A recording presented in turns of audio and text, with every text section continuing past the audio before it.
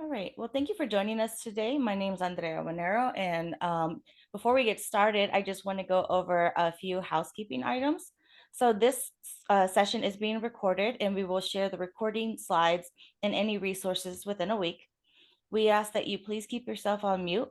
If you have any questions, please enter them directly into the chat. We will try our best to answer as many as possible. And if you need any assistance, please, during the call, please just direct message me and I'll do my best to help you. Today, we are thrilled to announce a new resource that will enhance our movement's ability to navigate and maximize the state budget and appropriations process when advocating for infants, toddlers, expected parents, and families. This new appropriations advocacy toolkit is packed with expert guidance and insider tips designed to help you secure vital investments in the prenatal to 3 space. This toolkit is designed to guide our advocacy endeavors, equipping us with the knowledge, tools, and strategies needed to navigate the complexities of the appropriations process and make meaningful strides towards securing vital resources for our communities. Today, we will talk with experts across the field to learn more about how and why we navigate the state budget and appropriations process. And with that, I'm happy to pass it to Lori Fresina of the National Collaborative Infant and Toddlers and the VP Executive Director of Voices for Healthy Kids. Lori. Thank you, Andrea. I feel like I have waited for so long for this, like decades, for something like this, this conversation among advocates, a tool, and some of the resources that have been pulled together. And thank you to many partners who have contributed to this. It's really helpful. We have lots and lots of toolkits on all sorts of policies. And oftentimes when you ask an advocate what they're working on, they'll tell you it's Medicaid, it's early Head Start, it's healthy school meals, it's whatever it is. We think about the policy that we're supporting and sort of the end game and the mission that it's connected to, and that's great. But the vast majority of the time, it's an appropriations campaign. And had I known that when I started doing this work in the late 90s, if I had known that this big, massive program that I was invited to be an advocate for and the grassroots coordinator for, if I had known that the next 8.5 years were going to be appropriations battles, trying to keep that money in place and keep the legislature in Massachusetts from diverting it or cutting it or things like that, I don't know that I would have taken the job. Hard. Appropriations work is difficult. It is very dependent on relationships with staff in ways that are different than other policy campaigns you might have. It's often really technical. It is fraught with possibilities for things to go wrong, often in the middle of the night when things go wrong and people are tired. And if I'm scaring you off and you're disconnecting, please don't. I just think I think this is so much harder than people realize. And when I think about the work that we're all trying to do for young children and families, so much of it comes down to resources. And we all are in the National Collaborative for Infants and Toddlers and the organizations participating today. We literally are the advocates for people who don't even walk yet and little tiny babies. And we're looking out for them, and that's wonderful. And the money that it takes for families to have what they need to thrive in this country is phenomenal. It's huge. And to have the skill set that can do this well and do it effectively when we're going up against other interests and different lobbying interests that have more power, more access, more history, honestly, with decision makers than we might, can be really daunting. And knowing what the pitfalls can be and what to look out for is super important. So I think we're going to get a really good download in the next 45 minutes or so, an overview of why appropriations matter so much, why we think advocates all around the country should be investing extra time in learning how to lead or participate in an appropriations campaign as opposed to what they think of as a policy campaign, and how we can start having even bigger wins. There's been a ton of wins, but to have more wins, what would it really take to look for those types of things? How can we be more strategic?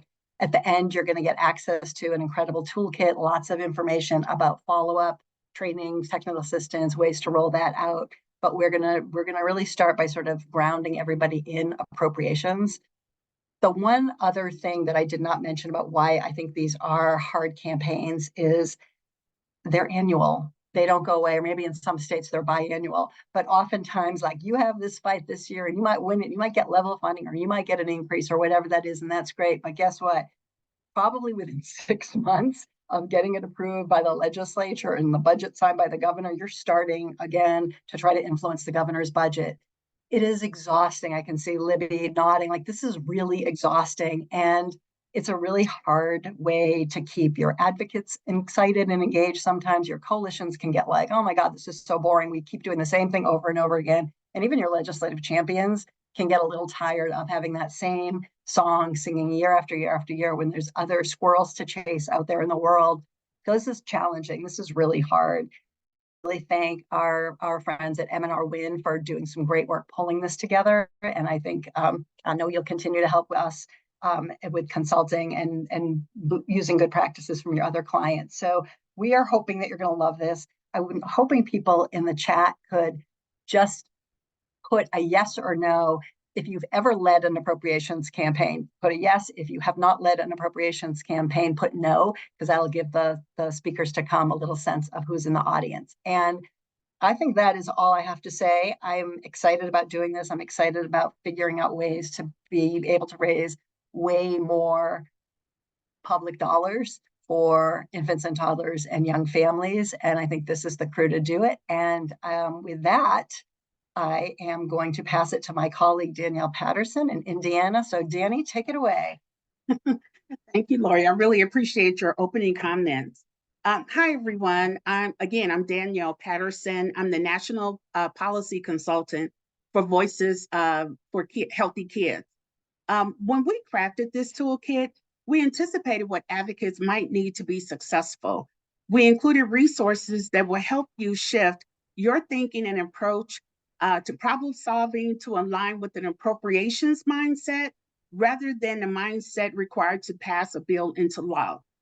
Successful navigating the appropriations process requires vigilance, like Lori mentioned. As a former state government relations director, I could tell you my first appropriations campaign was something that we did not expect. We were in the process of planning to ask for an increase in funding for public health program.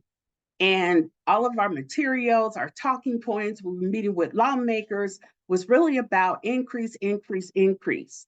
But during the governor's state of the state, he introduced a budget where he decreased the funding for that program by 50%.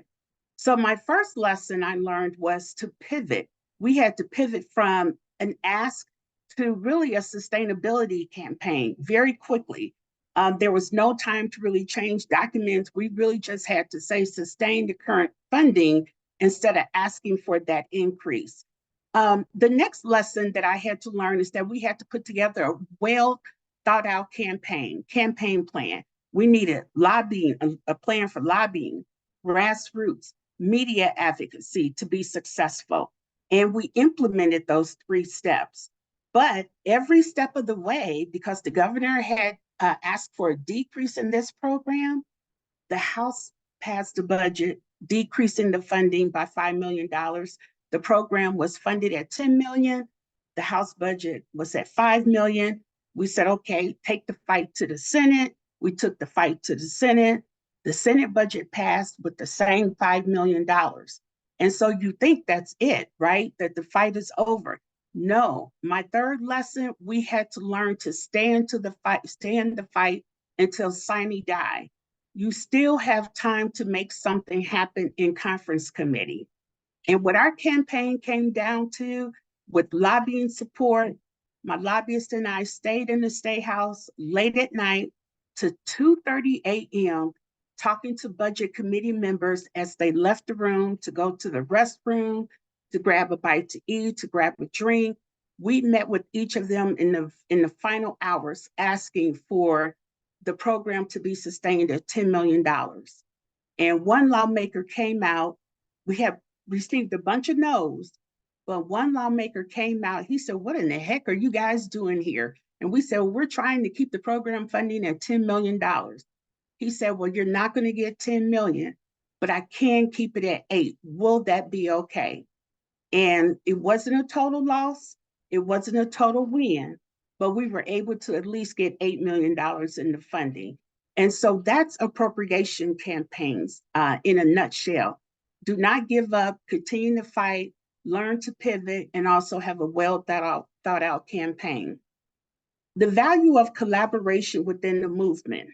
In our journey toward advocating for infants, toddlers, and families, it is crucial to recognize that we are stronger together than we are alone.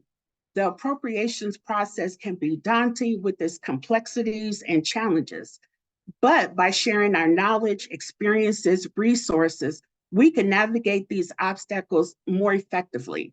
By sharing best practices, lessons learned, and successful strategies, we can strengthen our advocacy efforts. Collaboration fosters innovation and creativity, enabling us to develop new approaches and solutions to challenges we face. Moreover, building a strong and cohesive movement sends a powerful message to policymakers and stakeholders about the importance of investing in the well-being of our youngest children. It demonstrates our unity of purpose and our unwavering commitment to ensuring that every child has the opportunity to thrive. So let's embrace the power of collaboration and solidarity as we work to make a real difference in the lives of countless children and families across the country. Thank you.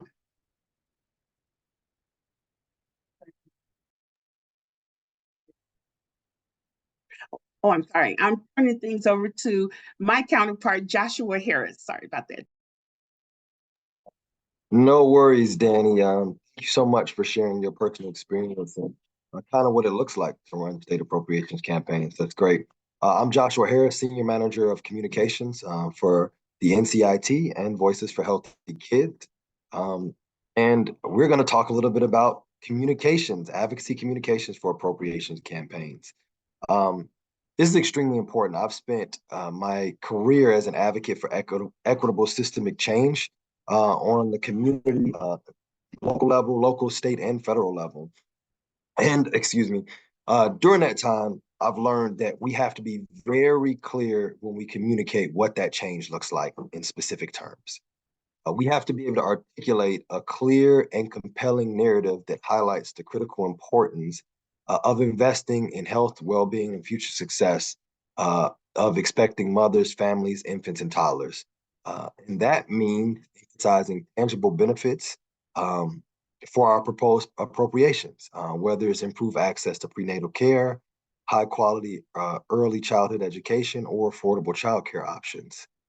And so understanding that why is extremely important. And I like to oftentimes remind people that your why is probably the most critical component of your communications message. The data is important and should be supplemental to your why, but people aren't. There's a great video by Simon Sinek called Start With Why. And it explains that people don't buy into what you're doing, but why you're doing it. And I'll give a brief example that may be kind of counterintuitive.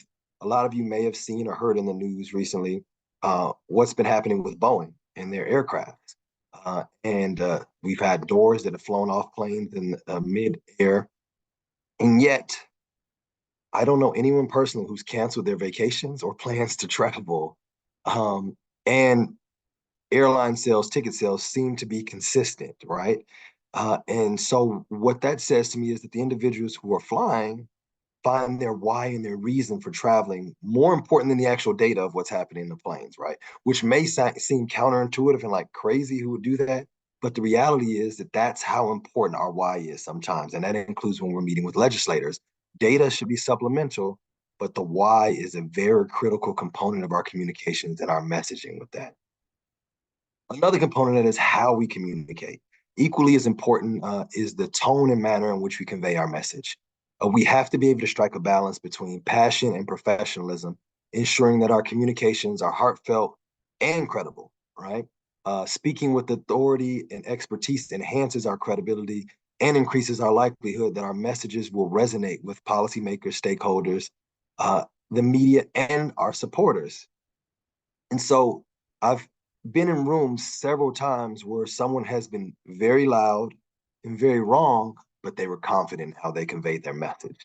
But being sure that you are very loud, very right, and confident in how you deliver your message will be critical persuading others ultimately to get across the goal line where we want them to be. Another component of how we communicate is how we choose to communicate. It also encompasses the medium we choose to communicate through. And so that means working with our advocate on the ground to make sure that they're effectively communicating in the right places. Is it an issue that's best suited to target the decision makers via social media? Or is it something that would be better suited in their email inboxes? Or is it something that's better suited in having them show up to testimony or for one-on-one meetings and being able to make those determinations? And sometimes it's all of the above, right? And if you choose the right medium, you can make sure that your message resonates even louder and is communicated more effectively because you chose the appropriate medium to communicate what your message was. Another component of communications, of course, is who we're speaking to. It is critical to tailor our communications to our specific audience. Different stakeholders have different priorities, different perspectives, as well as levels of understanding when it comes to appropriations issues. And if we're being totally honest, most people simply don't understand the ins and outs of the appropriations process. It's intentionally opaque and riddled with complex jargon, but knowing who you're speaking to at any moment is important to conveying your message. For example, legislators may be primarily concerned with budgetary constraints or the return on investment, as well as fiscal responsibility, while community members may be more interested in the real world impact of proposed funding cuts or investments. By customizing our message to address each audience's specific concerns and interests, we can increase the relevance and effectiveness of our communications. So now the value of this toolkit comes into play because it puts all of this together.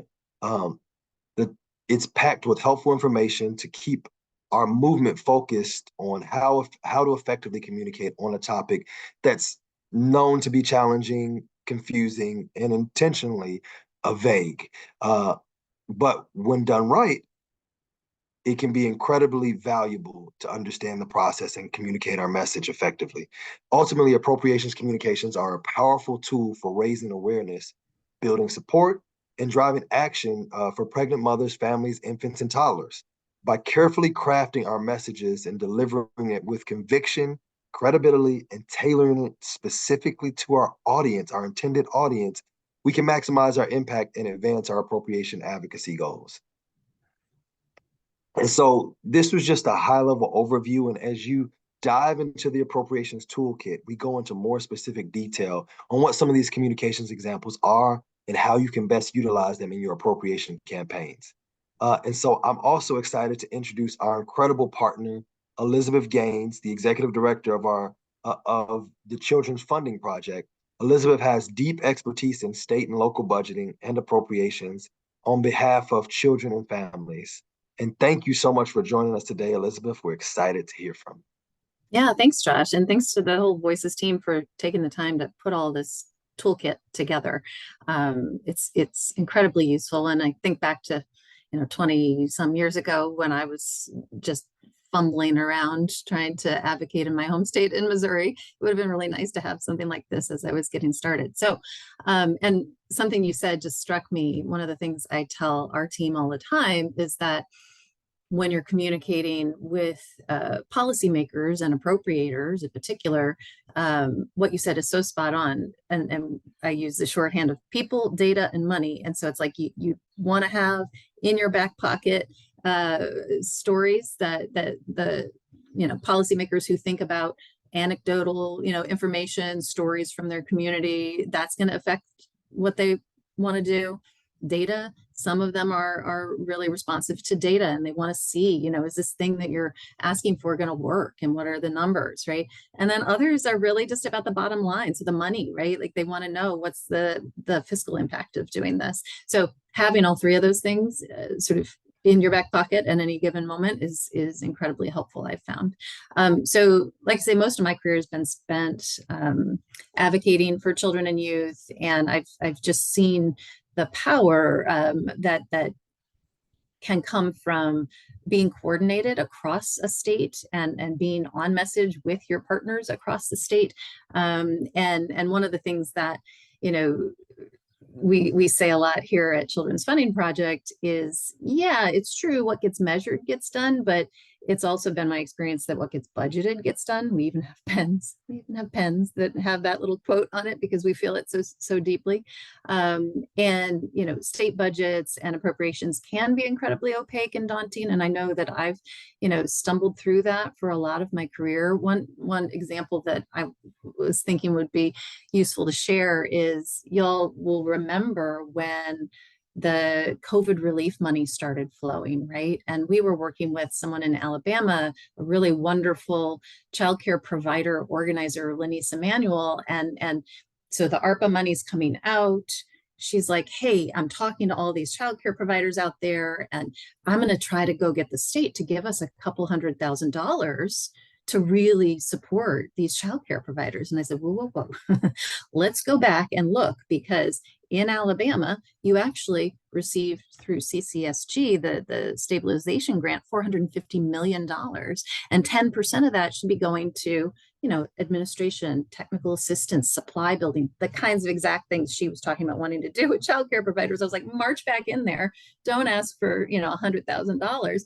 They've got $45 million that they're going to have to figure out what to do with. So anyway, having the information about where budgets are and where they're going is critically important. So at Children's Funding Project, we're really trying to equip advocates and policymakers with the fiscal data that they need to make those kinds of sharp advocacy asks. And we call it strategic public financing, but really it's about helping people answer 3 questions. So what are we spending on our goals for infants and toddlers right now? That's the fiscal mapping work that I'll show you an example of hopefully in a second.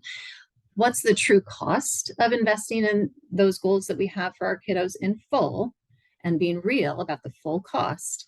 And then what funding options exist to fill the gap between what we need and what we have?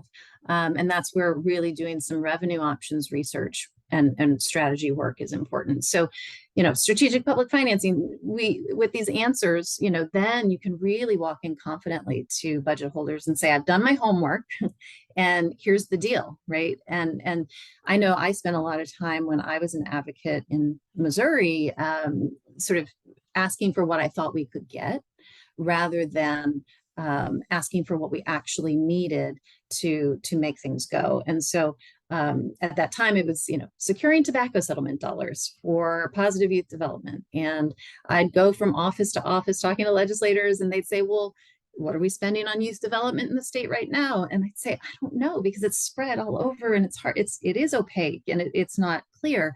And that led me to create sort of this first fiscal map and really documenting all of the funding and where it was going. And that allowed me to make a much stronger case and secure some of those tobacco settlement dollars for youth development. And then the other thing I would just say is, for years, our field has relied on being the good, as you said, Lori, the good policy people who are like, we've got a good and just and important policy that we're trying to promote. And then it's the legislator's job to find the money, right, in the existing budget, rather than sort of pushing them to generate new revenue through, progressive tax increases and other things that can happen in states. And so we're now really working with advocates to understand the viable tax options in their context, in your own local context, and that goes for all states, right? So that legislators can no longer sort of say, oh, I am for ECE, but we just don't have the money in the budget. Well, no, here are the ways that you could actually secure new revenue to put toward these things that you say you care about. And actually, there's a lot of states out there that are making real headway with this. So, New Mexico, everybody's heard about, Colorado, Vermont, Minnesota, and Louisiana. And so we're going to hear from Libbie in a second, but, I just want to also add to Lori's point at the beginning of this that, it's exhausting to do year after year appropriations advocacy. And that's one of the reasons we're big fans of taking this stuff directly to the voters when you can, and to the ballot, and raising new revenue that way. So don't forget that that's sort of another lever that we can use as advocates to secure resources to do this work. I'm probably going over my time, but let me just see if there's something else I wanted to mention. I think that's it. I do want to, if you will humor me for a second, as we introduce Libbie, to come on. I'm going to share my screen just briefly and say, you know, when we say we want to get a handle on exactly what's being spent on kiddos so that we can make a stronger case for increasing those investments over time. We're getting very serious about this at Children's Funding Project and working with a large swath of states. Louisiana is one of them, but to really document this stuff. And so I'll just show you the Louisiana fiscal map where, you know, over time, we want to have a record of what states were spending on their kids and then where those numbers go. And I would just say, you know, and maybe Allie on our team can put the link in, but if you're going into, you know, the legislature and trying to make a case for early childhood intervention services and maybe, you know, maternal and child health, you want to be able to say, here's where we've been, here's where we need to go, here, right? And be able to make that strong case. And having tools like this, I think, makes a big difference in doing that. So one person who is doing amazing work and is a fierce advocate for all of these things in what can be a hard context in Louisiana is our friend Libbie Sonnier. And so she's going to talk about the real deal, where the rubber hits the road in her state advocacy work. Thanks, Elizabeth. You know, we were talking about, you know, what gets budgeted gets done. We often talk about that the state's budget is a value proposition. And so as we talk about a state's budget as a value proposition in our state, if somebody tells us that early care and education is important and young children are important, we're quick to pop back with, well, you know, we only spend less than 0.5% of our state's budget on early care and education and young children in our state. And that makes you sit back differently. And so today I'm really thrilled to discuss the critical role of, you know, appropriation advocacy in supporting children and really what it takes to succeed in this area. As an advocate, I've seen firsthand how strategic approaches to appropriation advocacy can secure vital resources for our youngest children and families. And, you know, to get to the heart of matter, again, is this appropriation advocacy is also about leveraging our collective power to prioritize the needs of, you know, pregnant people, families, infants, and toddlers in budgetary decisions. Understanding the process is critical. I stepped into this role 5 years ago and I thought I knew and I didn't. And so really understanding the process and that, you know, there's about 8 different steps before you get to a final budget. And then, you know, to somebody else's point made earlier, you could still go into conference committee and still end up where you really have to pay very, very close attention. So understanding that appropriations process is key. Knowing the decision makers, knowing the timing, and then really where to advocate so you can have the maximum impact. But none of this work in our mind, really at the Policy Institute, can be done without coalition. And so we in Louisiana, we have the Ready Louisiana Coalition that is squarely focused on increased investment in early care and education. And, you know, we started off with a handful of members to Ready Louisiana, and now, you know, 5 years later, 160 orgs. We only have 2 Fortune 500 companies in the state of Louisiana. One of them is in our Ready Louisiana Coalition, our state chamber, numerous chambers, numerous United Ways, numerous nonprofits and childcare providers, and business leaders squarely focused on advocating for increased investment in early care and education in Louisiana. And this coalition building is crucial. The strength really does lie in numbers and each individual member and organization's relationship and how they're able to use their voices and resources to really be able to amplify our impact and exert greater influence. Unified messaging is absolutely necessary. We happen to do the majority of the writing for our coalition, and that is helpful because we're thought of as a think tank for policy research and data that's nonpartisan in our state. So people come to us requesting information, and so for us to be able to help our Ready Louisiana Coalition get talking points and have all those things in place has been critically important. And the example I'll give is from our last legislative session, when on May 1st, we went to House Appropriations to see what we were going to see with the budget. And the governor had put in his executive budget a $52 million increase in access to early care and education. And we went to House Appropriations on May 1st. They stripped it all out.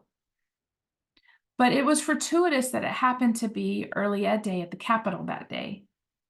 And if you don't believe in small miracles, that definitely was one, because we had over, 70 people at the Capitol for Early Ed Day at the Capitol. And because we had built coalition and we have these tools, like we can text our members, we can obviously emails, but being able to text live what was happening, we were able to send out a text within 5 to 10 minutes.